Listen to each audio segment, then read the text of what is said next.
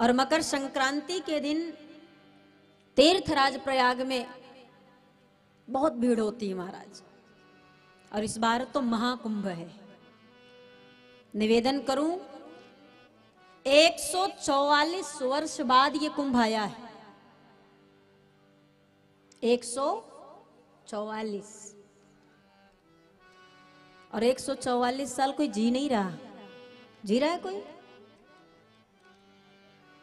100 तो पहुंच नहीं रहा, 44 और आगे। तो ये 144 साल में एक बार आता है। अब कैसे आता है? अर्धकुंभ 6 साल में आता है, कुंभ 12 साल में आता है। 12 साल के बाद फिर 12वें साल कुंभ लगता है। और जब ये 12 साल वाला कुंभ 12 बार आ जाता है, 12 बार जब 12 साल वाला कुंभ हो जाता है, तब उसे महाकुंभ के रूप में मनाया जाता है। और ये जो अब की बार तीर्थराज प्रयाग में महाकुंभ लग रहा है, ये 12 बार कुंभ आने के पश्चात महाकुंभ आया हुआ है। और हम सब सौभाग्यशाली हैं कि हम सबके जीवन काल में ये 144वां वर्ष पड़ा है। ये हमारा आपका सौभाग्य है। नहीं तो कितने जन्म लिए और कितने मर गए महाराज। इस महापर्व के समय पर हम आप ये एक ऐतिहासिक जीवन जी रहे महाराज, साधारण नहीं है। कितने दिनों से मुकदमा चल रहा था राम मंदिर का, लेकिन हुआ कब? हम लोग के जीवन काल में हुआ। कितनों का सपना था राघव को उस दरबार में देखने का, कितने का सपना था महाराज। कितने लड़ाई लड़कर मर गए, कितने इंतजार करते करते मर गए।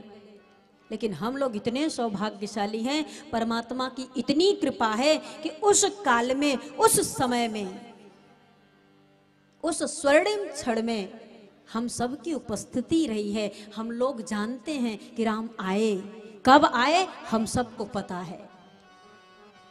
अब आने वाले थोड़ी ना इसमें, अब जो जन्म लेंगे वो नहीं है, उसमें नहीं गिने जाएंगे।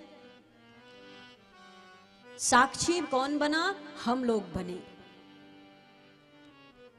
ये एक ऐतिहासिक क्षण है जो हम लोग के जीवन में भगवान दे रहे हैं। ये हम सबका जन्म जन्मांतर पुण्य, कल्प कल्पांतर का जो पुण्य उदित हुआ है, कितने सुंदर सुंदर सौभाग्य प्राप्त हो रहे महाराज।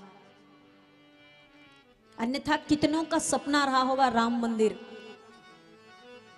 और उस सपने को लेकर चले गए यहां से। परंतु हम सब उस ऐतिहासिक स्वर्णिम अद्भुत क्षण के साक्षी बने।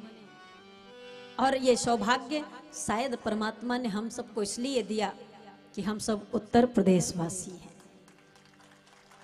अवध प्रांत के हैं। गंगा सिंगबेरपुर तक, गंगा जी तक, सिंगबेरपुर के बाद गंगा पार होता है। सिंगबेरपुर तक अवध प्रांत, कौशलपुर लगता है।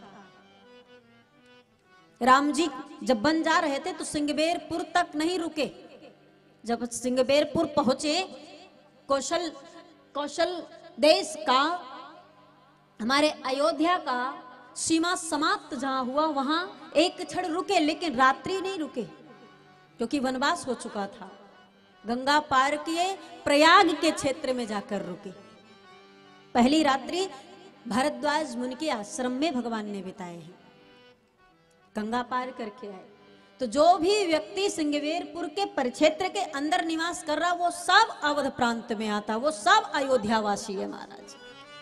और यहाँ लगभग बैठे हैं, यहाँ लगभग बैठे हैं। ये भगवान की बड़ी कृपा है, महती कृपा है